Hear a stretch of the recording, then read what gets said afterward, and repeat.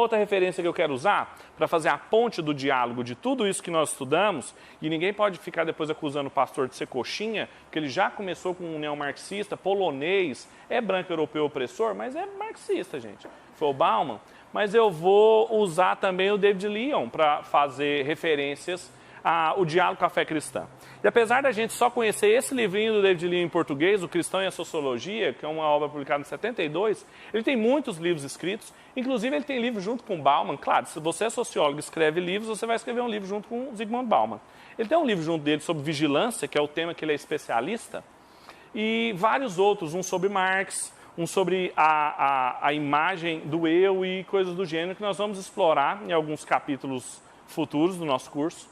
Mas esse Cristão e a Sociologia é uma boa porta de entrada para a gente pensar como que esse saber sociológico afeta a nossa fé e como que seriam posturas adequadas de lidar com a sociologia e a importância dela para a nossa fé. Ele que é um sociólogo sem sombra de dúvidas, a vida acadêmica assim, não deixa margens para dúvida, mas um cristão também com bastante experiência nessa área. Bem, aí ele vai falar que não se pode negar a influência da sociologia sobre o pensamento contemporâneo. Em qualquer um que deseja que seja o assunto, os sociólogos se pronunciam com aparente autoridade. Educadores, advogados, indústrias, obviamente assistentes sociais, todos se voltam para a sociologia em busca de uma melhor compreensão da sociedade em que vivem.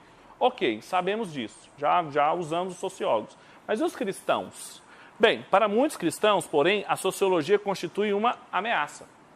Geralmente é vista junto com a filosofia, a antropologia, a história, com disciplinas que vão ameaçar a fé do indivíduo que vai ser submetido a elas. Eu não sei se vocês ouviram isso quando foram prestar vestibular e entrar na faculdade, mas vão perder a fé, vão virar ateus, tal, e a gente sempre escuta isso. Bem, um dogma pernicioso, cujo único papel é confundir e corromper a juventude. Todo mundo passou por isso em algum momento se fez um curso de ciências humanas. E eu achei interessante linkar com isso com um relatório da Pense Livremente, o relatório é esse, que em 2018 fez sobre perseguição acadêmica, e o Brasil, que não figurava no ranking da perseguição, apareceu com destaque nos cursos, inclusive, de ciências humanas. Apareceu a perseguição religiosa, a perseguição acadêmica.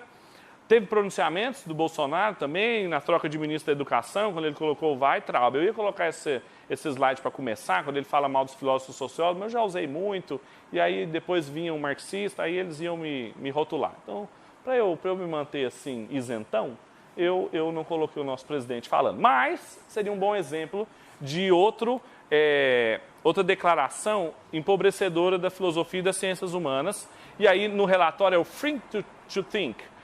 Pela primeira vez, o Free to Think, em tradução livre, faz também um capítulo dedicado ao Brasil, afirmando que, palavras do relatório, pressões significativas do ensino superior brasileiro aumentaram nas vésperas do período posterior às eleições presidenciais em 2018. Então, temos uma polarização aí de novo. Nas edições anteriores, o Brasil não foi mencionado. O relatório, de caráter mais qualitativo, cita na edição de 2019 declarações de membros e iniciativas do governo federal brasileiro cortando investimentos para instituições e disciplinas específicas, como a sociologia e a filosofia, porque não trazem retorno para o contribuinte, porque são disciplinas que não são voltadas para a prática e assim por diante. Eu gosto de casar essa pesquisa com um outro tema que é: pensem o estado em que essas pressões que acontecem sobre a universidade, sobre a pesquisa, num governo mais conservador que o Brasil tem nos últimos anos, que é geralmente alinhada à posição dos cristãos, pensem nos cristãos nessas disciplinas de sociologia, filosofia e história, como eles imediatamente foram associados a essa rede interligada de fatos sociais que é o conservadorismo, por exemplo, do presidente. Então pensem como está o estado dos cristãos dentro da universidade nesses cursos. Como que, novamente, torna-se necessário ficar reafirmando as coisas básicas. De ser cristão não é estar associado a determinado tipo de posicionamento político, ser cristão não significa concordar com essa e essa declaração, e uma série de explicações que foi necessário serem dadas para poder explicar o nosso papel de novo na universidade. Tudo isso coloca e transforma a universidade novamente num campo inóspito, como não era nos últimos anos para os cristãos. Eu até me lembrei de um texto do Roger Scruton, chama O Fim da Universidade, e ele faz uma brincadeira aí de fim, de término e fim de finalidade, em que ele mostra que da atual compasso que as universidades estão, elas estão se corrompendo ou degringolando justamente porque perderam sua finalidade, que ele entende que são duas. Ele fala, olha, as universidades existem para fornecer aos alunos conhecimento, as habilidades e a cultura que os prepararão para a vida, ao mesmo tempo em que aprimoram o capital intelectual de que todos nós dependemos. Então tem um caráter tanto individual como comunitário. Evidentemente, os dois propósitos são distintos. Um diz respeito ao crescimento do indivíduo e o outro à necessidade compartilhada de conhecimento. Mas eles também são interligados, de modo que o dano de um propósito é o dano ao outro. É isso que estamos vendo agora. À medida em que as nossas universidades se voltam cada vez mais contra a cultura que as criou, retendo-as dos jovens. E ele, como um conservador, ele vai dizer que essa cultura, como o Ocidente foi criado pelo cristianismo, a cultura cristã e etc., como está sendo privado dos estudantes e não dando as habilidades para eles, os conhecimentos que os prepararão para a vida. Bem, tudo isso tangencia, e eu estou comentando tudo isso para, caso você não seja um desses estudantes nessa circunstância na universidade, você consiga entender as redes, né, de relacionamentos que acontecem desse indivíduo ali na universidade em 2019, 2020, em alguma dessas disciplinas. E aí a questão que eu quero colocar é quais são os modelos de interação entre sociologia e fé cristã? Como que... Existe mais de um, Pedro? Tem possibilidade de mais de um? Existem pelo menos 4. Que são modelos de interação da fé com quase todos os aspectos da vida. A fé com a música, a fé com a arte, a fé com a política, a fé com as ciências naturais, mas também a fé com as ciências humanas e, em especial, com a sociologia. David Leon vai caracterizar cada um deles. Às vezes você passou por isso, tá? Então é um processo de cura também, de conversa, de fala, né, Danilo? Danilo está aí, pode ajudar a gente na terapia. Vamos lá. Diante de tudo, estudantes de sociologia cristãos podem reagir de várias maneiras. Uma delas é trocando de curso, mudando para história, ou matemática, ou música, seja lá o que for, desde que tenha ouvido dizer que outros cristãos conseguem completar tais cursos sem problema. Mas isso é apenas adiar o problema. Cosmovisão sociológica atinge tantas outras áreas hoje em dia que dificilmente se consegue fugir por muito tempo. Agora, se cristãos sentem honestamente que lhes falta preparo e maturidade para lidar com a sociologia, então talvez seja melhor escolherem outra área de estudo. Primeiro modelo, o mais básico, o mais comum entre os evangélicos, é o modelo da inimizade ou do conflito. Fé cristã está em conflito com ciências naturais, com ciências sociais. Fé cristã está em conflito. Então, se você for um cristão genuíno, piedoso, você vai ter problemas nessas disciplinas. Então, procure outras. Não sei se vocês foram aconselhados a procurar outro curso. Eu fui. Quando eu falei que eu ia fazer filosofia, o pastor da outra igreja que eu fazia parte, ele falou assim, não, meu filho, não faz não, vai perder a fé, faz história, curso muito melhor, né? Como se uma coisa lidasse com a outra. Mas é a maneira mais tradicional que os evangélicos lidam com a cultura de maneira geral, a tese do conflito. Bem, outra forma de reagir é continuando o curso mesmo com a mente dividida. Trabalho e religião não se misturam. Essa é a chamada tese da independência. Religião para um lado, trabalho para o outro, ou cultura para o outro, ou ciência para o outro, ou sociologia para o outro. A sociologia transforma-se num mal necessário, um meio de obter um diploma, mas esse passatempo secular não pode, em hipótese alguma, afetar a parte sagrada da mente, pelo menos nos níveis de consciência. Amém? Eu vi um amém aí, eu vi que Deus falou nesse momento, falou, né? Quando o cristão assim, é um pouquinho melhor, aí ele não é da tese do conflito, ele, não, isso aí é só a vida secular, e a vida sagrada é o que acontece no domingo, na igreja. Isso aí tudo você vive. As pessoas perguntam isso na igreja. O que o irmão faz na vida secular? Sociologia. Claro que é secular. Então, essa tese da independência. Esses dois campos não se misturam. O que a gente vive no domingo, no fim de semana, não se mistura com o que a gente vive de segunda a sábado. Agora, David Leon é bem duro com isso. Ele fala, olha, a segunda opção não me parece nada cristã. Separar o secular do espiritual é negar a Cristo o direito de ser o Senhor absoluto da nossa vida. Significa voltar atrás na declaração de rendição completa que um dia fizemos como cristãos em resposta ao chamado do Evangelho. Será que uma pessoa que reivindica domínio pessoal de sua própria mente pode igualmente declarar que Jesus Cristo é o Senhor? Isso é um ponto interessante e é sempre a falha do modelo da independência. E não precisa ser só o cristão. O cientista que sustenta esse modelo da independência, ele vive uma vida partida que é falsa. porque ele é a série de pressupostos que ele habita. Ele não tira os seus pressupostos quando ele entra no laboratório, ou quando ele vai para a biblioteca, ou quando ele vai fazer seus cálculos da estatística. Ele continua sendo aquele cara apaixonado pelo tema que ele escolheu, aquela pessoa que escolheu pesquisar aquilo, que se interessa por aquilo. Então, seu patos, a sua afeição, está tudo lá. E um cristão, igualmente, ele não deixa de ser cristão quando ele entra na universidade ou quando ele vive de segunda a sexta. A vida é para ser toda vivida diante de Deus. Por isso, David Leon é tão duro com os cristãos, porque ele está escrevendo para eles, mas isso vale também para um não cristão que defende uma metodologia neutra, objetiva, racional do seu trabalho, como se isso pudesse existir. Bem, a separação entre sagrado e secular é sempre uma divisão perigosa e pode levar ao que eu chamo de mundanismo superespiritual. O que é isso? Essa é a condição de pessoas que são capazes de repetir os jargões evangélicos nos momentos apropriados e negá-los simultaneamente com seu estilo de vida, inclusive em suas atitudes em relação aos estudos. Aceitar a autoridade sociológica durante a semana e a autoridade bíblica aos domingos é uma manifestação evidente de ter uma mente dividida. É o que sabe cantar, que canta que Jesus é o Senhor no domingo, mas de segunda a sexta vive como se Deus não existisse. É o que a gente mais tem, infelizmente, hoje em dia. Tem uma terceira possibilidade, que é mais lamentável, que é o cristão que abraça a sociologia como sua nova fé, que provê conhecimentos superiores. Ele passa a engolir indiscriminadamente qualquer coisa que os palestrantes, professores e compêndios acadêmicos coloquem na sua frente, descartando a Bíblia como se essa fosse uma simples coletânea de textos humanos. É o terceiro ano assim, da faculdade, quando o cara está o mais enjoado possível. Ele não conversa com ninguém que não seja do curso dele, ou que não tenha as leituras que ele fez. Ele não conversa com as pessoas, né? Ele é melhor do que as outras pessoas. E Deus falou aí também, né? Sorriso, estou vendo. Todo mundo passa por isso. Agora, a questão é a seguinte. O fato de abraçar a sociologia como uma nova fé, esse é o tipo de comprometimento. É um comprometimento de ordem religiosa. O cara não precisa falar isso, ele não senta e adora o professor, mas ele se comporta com uma postura religiosa, com os assuntos da sociologia, com os conhecimentos que vêm da sociologia e assim por diante. Isso não acontece só na sociologia, isso acontece na ciência, na filosofia, na arquitetura, na psicologia, isso acontece na música, acontece em todos os âmbitos. A grande questão é o tipo de postura que nós nos colocamos, que é uma postura eminentemente religiosa. Os debates polarizados, que nós não temos muita paciência mais para entrar, eles se dão porque as pessoas assumem posições religiosas dos seus candidatos ou dos seus lados. Porque quando você tem uma religião, você não deixa o seu Deus ser atacado. Então, quando você tem um candidato que você não consegue observar os erros do seu próprio candidato, você não tem um candidato, você tem um Deus, você tem um ídolo, você tem um falso Deus.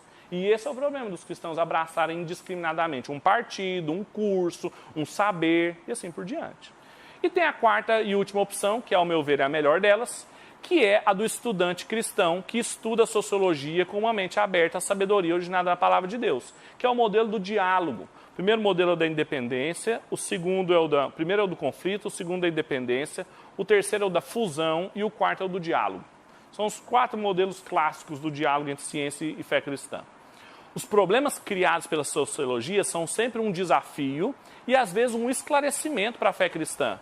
E, como tal, devem ser encarados honestamente e não evitados. Essa é a postura honesta de cristãos que querem aprender, que entendem que a sociologia pode esclarecer com suas questões, ela pode desafiar a gente a pensar de uma forma que a gente não tinha pensado e a considerar algumas coisas que nós julgávamos absolutamente sagradas e inquestionáveis como meros produtos de convenções sociais e entender que outros não são e por que não são. E é aí que está o enriquecimento da fé cristã pela sociologia. Aqui você não encontrará todas as respostas nesse modelo do diálogo, mas eu espero que pelo menos a natureza das dificuldades se torne um pouco mais claras e que você venha a se dar conta de que não é o único que tem problemas com a sociologia, ou com a filosofia, ou com a psicologia, e assim por diante. Agora, sejam sinceros, quantos vocês conheceram, às vezes colegas cristãos, ou você mesmo foi bem sucedido em manter-se um cristão fiel, inteligente, honesto, sem fundir as coisas ou sem mantê-las independentes? Quantos que a gente conheceu assim, na faculdade, psicólogos, arquitetos, sociólogos, filósofos, tinha gente lá assim na faculdade de vocês, ou era muito raro? Era tipo assim, um alien, né? Olha lá, o cristão andando na faculdade. Era meio assim. Mas e lá na faculdade de vocês? Alguém aqui foi perseguido por ser cristão na universidade? Perseguido de maneira sutil, não precisa assim, não correram com tochas atrás de vocês. Mas assim, tudo bem, não era esse tipo de perseguição que eu estava esperando alguém falar. Mas piadas, brincadeiras, é tipo assédio, gente. A gente não sabe o que é assédio até a gente saber o que é assédio. Quem foi perseguido, assim, sorriram quando falaram assim, ele é cristão, aí tipo assim, não sabe fazer conta em estatística, não faz trabalho com ele. Teve isso aí na faculdade, vocês? Eu já ouvi de boca de professor que cristão não sabe fazer pesquisa. Era bem isso assim mesmo, assim, o cristão, todos eles, espírita, católico, testemunho de Jeová, todo mundo, não sabe fazer pesquisa. É um medieval. E, por outro lado, a gente percebe algumas reações de alguns filósofos conservadores, que usam do discurso da apropriação da ofensa, né? Isso aconteceu, por exemplo, com o movimento queer, né? Quando começaram a chamar as pessoas de estranho, de queer, e eles abraçaram o movimento. E isso acontece no movimento de negritude, quando eles chamam de preto, coisas do gênero. E aí também tem no movimento conservador isso. Por exemplo, o Pondé sempre se afirma como medieval. Eu sou um medieval, e aí ele explica o posicionamento dele. É a mesma racionalidade do discurso de inversão. Pega a ofensa e afirma como uma identidade. Então, e o que isso faz com o diálogo? Acaba. Porque você afirmando sua identidade, assim, seu lugar de fala, ninguém pode ocupá-lo. É o seu lugar de fala, então ninguém pode falar mais. E acabou o diálogo. É o fim da universidade, é o fim do espaço público, principalmente, não só da universidade, mas do espaço público. Porque a política, a polis, nasceu justamente da entrada do logos na polis, do discurso. Qualquer tratado de política, em Aristóteles, em Platão, o diálogo é muito importante. E é o que a gente não enxerga mais. Bem, a pergunta então é como, e agora é uma outra pergunta, é como que a gente vai fazer? A análise da construção social da realidade pode ser levada adiante sem corrermos em reducionismos e mantendo o lugar central da fé cristã. Como ser equilibrado, como ser mente aberta, disposto para o diálogo, mas sem abrir mão da antítese fundamental de ser um cristão? Essa é a pergunta de $1 milhão, não é? Bem, o Peter Berger e o Thomas Luckmann têm um livro que, dizendo o Frederico, é o canônico, não é? Não tem como estudar fenomenologia da sociologia ou sociologia fenomenológica sem passar por ele. Eu estou bom nos termos, mas é porque eu fiz o trabalho de casa. Mandei tudo para o Fred antes. E é um texto principalmente sobre sociologia do conhecimento, não é? E eles vão falar algo importante sobre a teoria da realidade social, que eu quero me apropriar depois. Veja o que eles dizem. Na medida em que todo, olha o reducionismo aqui, conhecimento humano desenvolve-se, transmite-se e mantém-se em situações sociais, a sociologia do conhecimento deve procurar compreender o processo pelo qual isso se realiza, de tal maneira que uma realidade admitida como certa solidifica-se para o homem na rua. Em outras palavras, defendemos o ponto de vista em que a sociologia do conhecimento diz respeito à análise da construção social da realidade. Então, essa análise da construção social da realidade, ou uma teoria da realidade social, é o que nós queremos fazer sem reducionismos. Porque com reducionismo é muito fácil. Olha ele aí, não podia faltar hoje na aula, né? O Exu, o perigo, o monstro de todos os evangélicos do Brasil. Carlitos Marx. Ele tem a frase raiz do que é uma interpretação da realidade social nas suas contribuições à crítica à economia política, de 1859, que ele diz o seguinte: o modo de produção da vida material condiciona, determina, dirige o processo de vida social, política e intelectual. Não é a consciência dos homens que determina o seu ser. Ao contrário, é o seu ser social que determina a sua consciência. Aí o pessoal já está rodando a camiseta, já acendeu as tochas, está perguntando cadê os cristãos, nós vamos queimar eles. Esse aqui é um típico, assim, tem muitas minúcias aqui, né? A gente sempre fala do Marx, a gente lá na filosofia tem uma brincadeira que a gente só conversa com o marxista se ele entender de Hegel. Porque com quem o Marx estava falando não era propriamente com os marxistas. O pensamento marxiano, ele estava respondendo às perguntas do hegelianismo. Então, por exemplo, essa ideia de que a consciência dos homens determina o seu ser é Hegel. tudo é real, é racional e todo racional é real. E a fenomenologia do espírito ou a tomada de consciência do ser humano vai determinar o seu ser. O Marx fala assim, bobagem. O Hegel inverteu o mundo. O que não acontece é o contrário. É a sociedade que condiciona o meu ser. É o ser social que me condiciona. Ok, a gente pode, para ser assim, generoso com o Marx, todo mundo tem um ser social, correto? Nós somos, dentre muitos aspectos da nossa vida, nós temos a nossa modalidade social, nós temos o nosso modo de ser social. Nós temos, não temos? Mas nós não somos só isso. Condiciona o processo da vida social, política e intelectual, não. Tem mais coisas que contribuem nesse processo. A modalidade biológica, sensitiva ou psíquica, lógica, linguística, econômica, fiduciária, ou seja, da fé. Então, uma compreensão genuinamente não reducionista do ser humano, ela precisa levar em conta esses outros modos. Se o Marx nos ajuda a entender um pouco desse modo social, beleza. É por isso que a gente usa o Marx. É por isso que a gente lê, não tem index prohibidum de literatura evangélica, não tem, pode ler tudo. A gente vai do Roger Scruton ao Karl Marx. Mas a gente percebe onde estão os reducionismos e tenta ultrapassá-los. E o David Leon mostra que aonde está o centro da questão. E eu estou terminando já. Ele fala o seguinte: talvez o principal conflito entre o pensamento cristão e a sociologia atual seja a tendência dessa última de relativizar as coisas. E nem é a sociologia atual. Marx está escrevendo em 1859.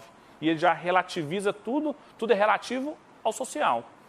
Enquanto o cristão acredita na existência de padrões divinos absolutos, a sociologia nega isso, enfatizando a relatividade social e cultural das normas, valores e crenças. Isso tem íntima relação com aquilo que o sociólogo americano Peter Berger chama de fator desmascarador. Esse é o fator desmascarador que todo mundo usa contra os cristãos. O que é isso? Este aparece constantemente nos escritos dos sociólogos e, caricaturizando, vai mais ou menos assim. O consenso e os contos da carochinha dizem que tananã, tananã, tananã. Mas a sociologia descobriu que tananã, tananã. Isso é o fator desmascarador. Já viram entrevistas, por exemplo, tem uma que é emblemática, um ministro da saúde há um tempo, indo em rede nacional, falando, olha, essa questão de uso de preservativo, de sexualidade, isso não é uma questão de religião, isso é uma questão de saúde pública. Então isso não tem que entrar a igreja, e aí vai, ó, a igreja, a Bíblia, a teologia dizem que as relações sexuais estão dentro de um padrão, bababá, que deve ser feito assim, assim, aquilo outro, mas, na verdade, os padrões de saúde pública, as decisões públicas interferem que deve ser desse jeito. Então, o que fazem? Marginalizam outros aspectos da nossa vida e centralizam a dimensão social. Inclusive, assim, quando se fala de política e todo o discurso da democratização, da centralidade da política, e você pega autores como, por exemplo, o do liberalismo lá, que é famoso, contemporâneo, junto com o Nozick, John Rawls. Menino, você estudou isso no doutorado, como você esquece esse nome, eu tenho que te acordar 3 horas da manhã, você tem que gritar esse nome. O John Rawls, quando ele está falando sobre o político e a vida política como um todo, ele até reconhece a contribuição de outras cosmovisões, outras filosofias de vida, mas o central é o político. Você poderia perguntar, John Rawls, por quê? Ele não sabe dizer por quê. Por quê? Porque isso é uma absolutização. Isso é uma crença religiosa de que a vida política vai nos realizar, de que a vida pública vai nos satisfazer enquanto homens e mulheres plenos. E esse é o problema quando a fé cristã entra em diálogo. E esse é o problema quando a sociologia começa a desmascarar a fé cristã por causa disso. Na verdade, certos sociólogos parecem sentir um prazer especial em desmascarar as pessoas e desmascarar seus mitos. Mas por trás deste aparente conflito de valores encontra-se um conflito de sistemas de pensamento, de fé, um conflito de fé. Em última instância, um cristão não precisa ter problemas com a filosofia, com a sociologia, com nenhum tipo de ciência. O problema, o conflito acontece quando tem fé na sociologia, fé na ciência, porque aí é um conflito de duas religiões, de dois comprometimentos do coração do indivíduo, e aí a gente tem problemas. Portanto, a pergunta que não vai ser respondida hoje, que é para o próximo episódio, é: quais são os passos necessários para a elaboração de uma teoria da realidade social que consiga integrar tanto as tradicionais dinâmicas e processos sociais, que ela então seja sociológica mesmo, raiz, como também aspectos normativos e existenciais que são centrados na fé cristã. Como nós podemos elaborar uma teoria sociológica não reducionista, que contemple os padrões normativos e existenciais que são tão importantes para a filosofia, os normativos são tão importantes para a teologia. Nós vamos estudar um dos cânones da sociologia, que é Auguste Comte, que vai dizer que cada um desses são estágios do ser social e do amadurecimento dele. Estado religioso, metafísico, filosófico, científico. Mas como é possível integrar e não ser reducionista? Essa é a pergunta que nós vamos desenvolver. Esses vão ser os próximos passos que a gente vai dar, mas é para esse resultado aqui que a gente quer caminhar. A gente acha que a gente vai ter um sucesso porque a gente leu um autor que conseguiu fazer isso. Então nós vamos caminhar rumo até lá. Mas essa é a pergunta. Ok? Era isso que eu tinha